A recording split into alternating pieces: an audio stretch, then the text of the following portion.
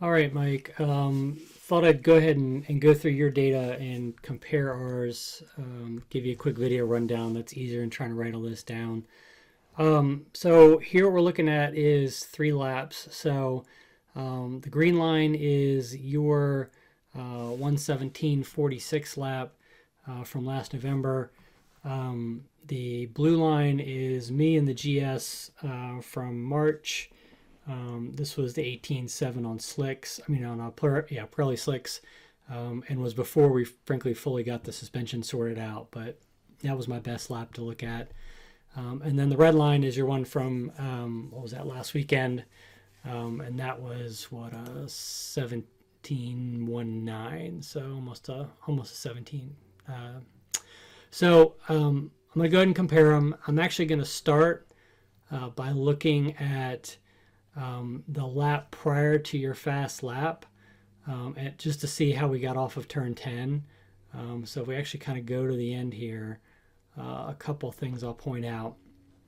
So first of all, it's worth noting that ambient temps were quite a bit different, and I think frankly your car was a little slower because it was warmer. So if we just go look at our measures here, this is you last weekend, and you can see ambients were 74, your IATs are around 82.5.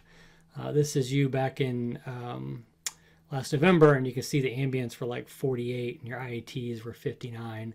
I point that out because one of the things I'm actually doing now is using a channel that comes off the car called engine torque request, and basically using that to calculate horsepower.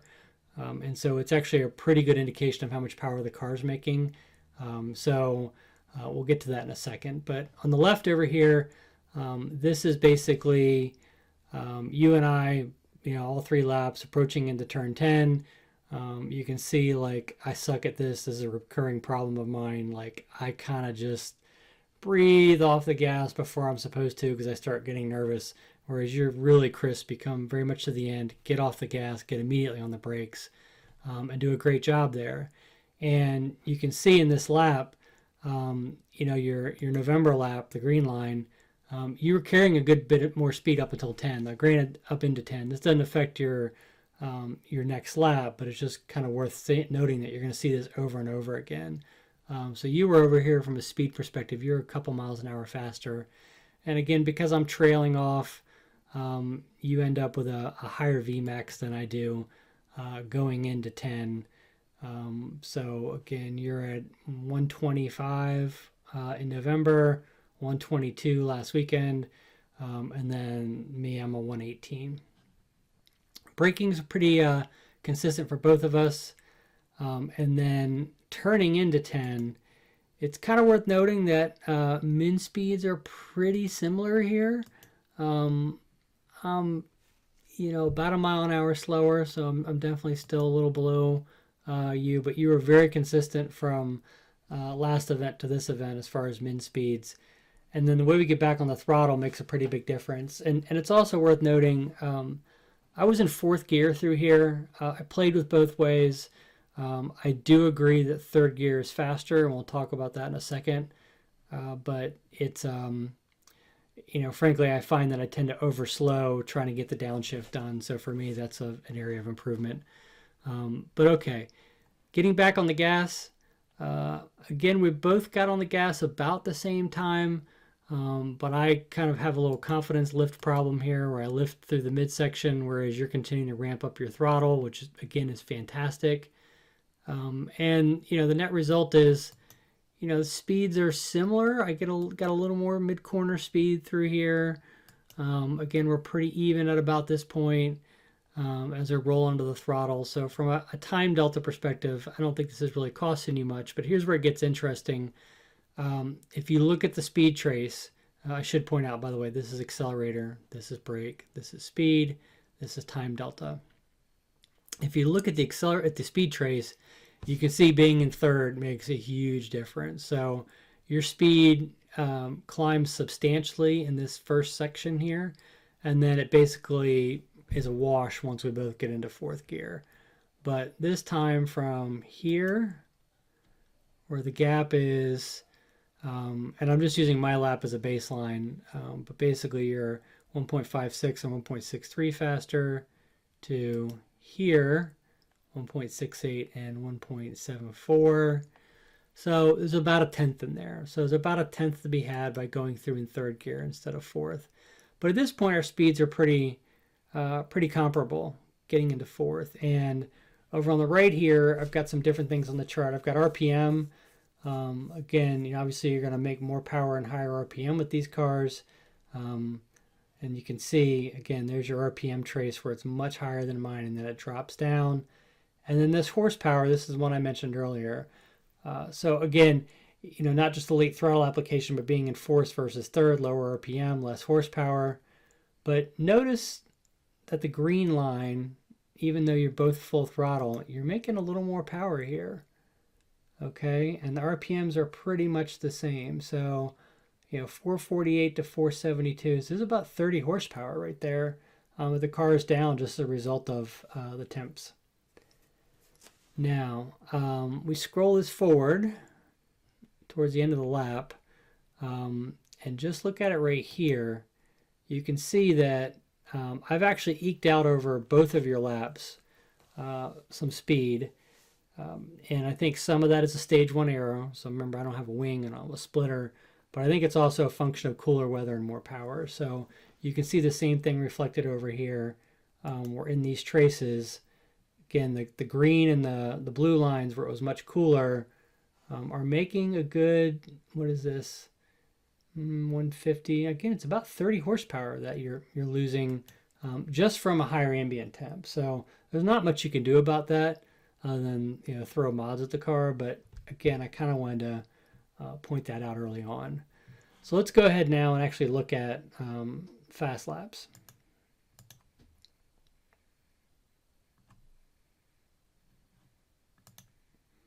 Okay, so we've moved forward now.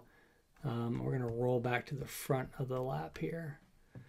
All right, so approaching into turn 1, again, you'll see, again, some of this is aero, some of this is just horsepower. But at the point where I start breathing off the gas, because again, I did this little confidence lift early thing, I've got a little bit extra speed. I've got a couple miles an hour over your November one, and I've got a good 4 miles an hour over your time last weekend. So, from a time perspective, this is how far behind you are at that point. So it's a little less than a tenth and a little more than a tenth, just from the top speed from start finish to where we lift. Again, you do a really great job of waiting to lift and get on the brakes. You're braking far later than I am. If you kind of look at where I start picking up the brakes, it's 1,113 feet. It's actually, heck, in this case, it's well before the 5. Whereas in your case, where are we? It's 1195. So it's still between the 5 and the 4, but it is definitely later, which is great.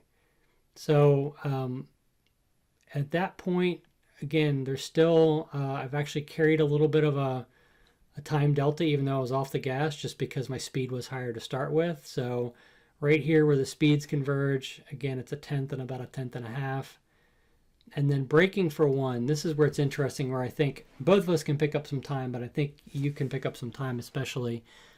If you'll notice the speed trace here, you did a great job of carrying more speed later through the braking zone, which was fantastic.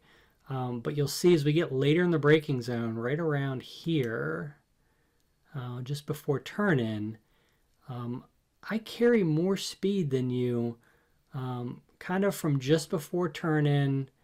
Again, look at this area down in here, okay? It's a little bit overlapped. In fact, let me bring this up a little bit so it's not overlapped. You can see there's this big fat area where I'm carrying more speed than you, and that gets me time. So just looking at the time deltas, we're pretty much dead even at that point, because you've made up that tenth and a half in the braking zone by carrying more speed. But then by the time we get down to where the speeds again match, there's 2 tenths. So there's probably a couple tenths to pick up right there.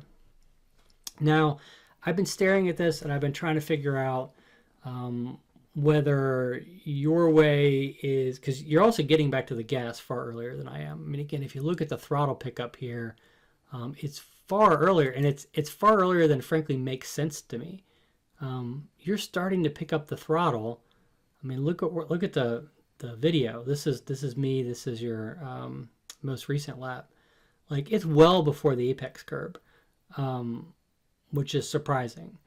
And so I think that's from overslowing. I think actually you're picking up the throttle probably too early, and I would try to actually just roll more speed all the way down to here.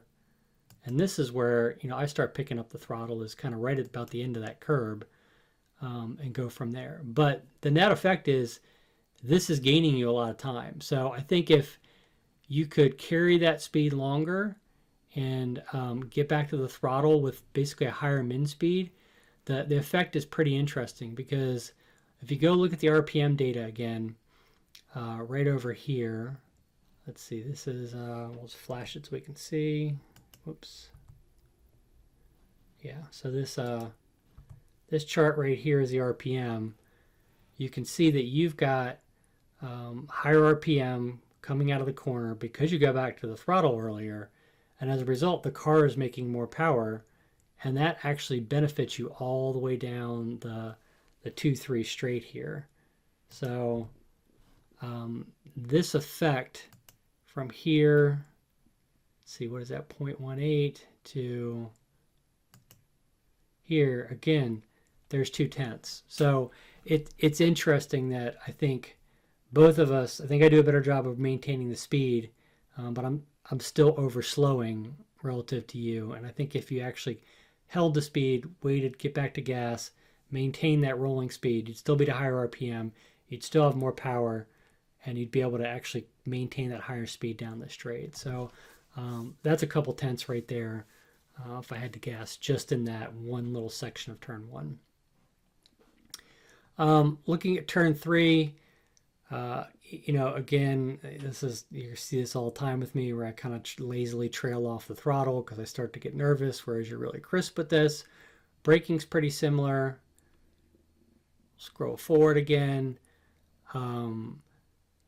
Again, you're a lot more aggressive getting back to full throttle sooner, which is fantastic, and you have a much higher min speed through 3 than I do. So again, great job there. And if you look at this last lap, this last event, you can see where you've got a good, what is that, 3 miles an hour through this section of turn 3, kind of approaching turn 3 all the way down. Your min speeds are about the same, but you just rolled more speed longer. So again, that alone, again, looking at time deltas, we're looking at 0.02, and then you're back down to 0.11. So there's a tenth in that, just rolling that speed through there. And as a result, you getting back to throttle sooner, or full throttle sooner, you're carrying more speed. You just kill me in this run from 3 to 4. But again, you can see here where the green line outpaces the red. That's the green line, or basically the horsepower coming into play. And you see it right in here too. See that kind of higher horsepower. I think that's cold weather more than anything. Going through the chute, this last event, man, great job. Big balls. Again, like your min speeds compared to mine are way higher here. I mean, I'm like down to 110. You're like almost 118 for a min speed. And you carry this big additional block of speed all the way down, which is just phenomenal. So again, just looking at that, you know, from your red lap relative to your green lap, you're dead even at this point, basically, when you're about at your peak speed going into 4. By the time you get down to turn 5 here, you've gained almost a second. Or I'm sorry, you've gained, let's see, I'm going to do it one more time to make sure. Yeah, 0.65, 0.65.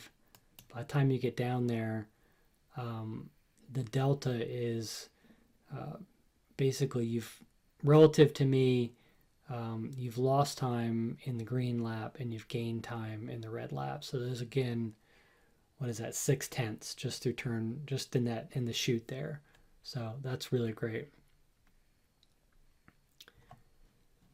Going through turn 5, again, I'm kind of assessing you and me at the same time here, which might be confusing, but you carry a good 4 miles an hour or so through there. So I'm watching and I'm learning. I tend to do, I get back to more throttle. You get back to throttle sooner. In fact, you get back to throttle really early, whereas I tend to try to trail brake all the way around this curb. So, again, maybe if I entered with more speed, that would work better. But the result is you're carrying more speed. And I get back to full throttle here for a little segment on the run from 5 to 6. And that's kind of one of the things I learned in the Z06 was if you do it right, you can just kind of mash the gas, get that quick burst of speed, and even things up a little bit. And here we are approaching turn 6. Because you stayed in the gas longer, you picked up a little bit of time. Again, relative to your own lap here, we're talking, again, let's look at the time deltas. So you're at basically 6/10 over your other lap. And you're at about, so there's maybe a 1/10 in that little carrying more speed going into 6 section. Again, you see the red line going through carousel. You're carrying a little bit extra speed, a couple extra miles an hour, which is great, which again helped you. And we're pretty similar through here, and right about here is where things start to get pretty different between you and I. You're carrying a lot. I do this lift kind of mid corner to point the car. You did a little bit of one when you were driving this last session as well, last event, but in the previous lap you didn't. But again, you're carrying in general more throttle through here. I tend to get back to full throttle in this run from, I guess, what is that, 7 to 8 maybe. You carried the throttle a little longer, so it's interesting because that little burst of speed from carrying more throttle in this section from basically 7 to 8, gave you a big speed boost relative to me and relative to your other laps. Couple miles an hour, 3 miles an hour compared to previous, probably about 5 miles an hour relative to me. And you're able to hold that, which is nice. So that speed carries you a long way and is good for a lot of time. So again, just comparing again where the speed traces diverge, 0.62, 0.15 to let's actually just go to like right here, since we never really kind of come back together. Yeah, again, a good 6/10 just from carrying that extra couple miles an hour through kind of the 7-8 complex and turning into 9 faster. So that's just fantastic. Now, the run up to 9, again, you're starting with a little bit of an advantage in speed. I'm a little slower, I'm a little more tentative getting back to gas. But once we're all at full throttle, again, you're starting out here with, you're pretty consistent between yourself and your two events. Again, you got a good 3 miles an hour on me here, but it closes up a little bit. So again, I think I'm attributing some of that to the horsepower and just the cooler weather, because again, you can see it in this chart over here. And then actually, both my lap and your lap in November start to gain speed again going into 10. So there's a small mile an hour difference coming in. Again, turn 10, same as before. You actually held it a little longer, which is great. Again, I have this ugly kind of throttle problem. And your mid-speed through 10, again, you can see we're a couple miles an hour faster before you start to lift for 10. And then your min speed in this last event was a good bit higher going into 10, which was fantastic. And it was pretty similar to what I was turning as well. So you're looking at this, kind of 94-ish miles an hour. By the way, I should note that The speeds I'm using here are actually calculated off GPS as opposed to the ones off the speedometer. I just want to account for any speedo error because, you know, you're running Hoosiers, I'm running Pirellis. They're not exactly stock size. So, but again, you can see min speeds are pretty similar for the two of us here, but you're much more aggressive getting back to the gas. And you did a great job coming down start finish. And then I don't know what happened here. Like your speed, oh, I see, you must have just, actually, I don't know, you're not start finish. I don't know why your speed started to drop like this here. If you look at the engine, let's see, were we at red line maybe? Looks like maybe you missed a shift.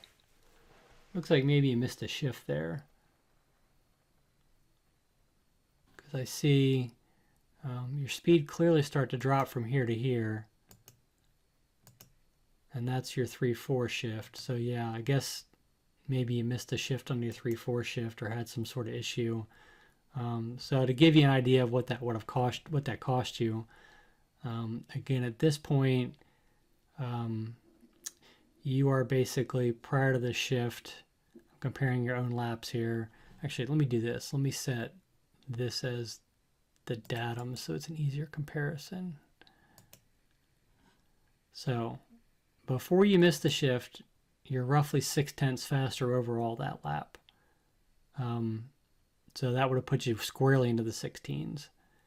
And unfortunately, you know, that's pretty simple once you've made the shift. It's just flat out full throttle. So, you know, you could have been squarely into 16s. Obviously, it would have required getting a lot of things right.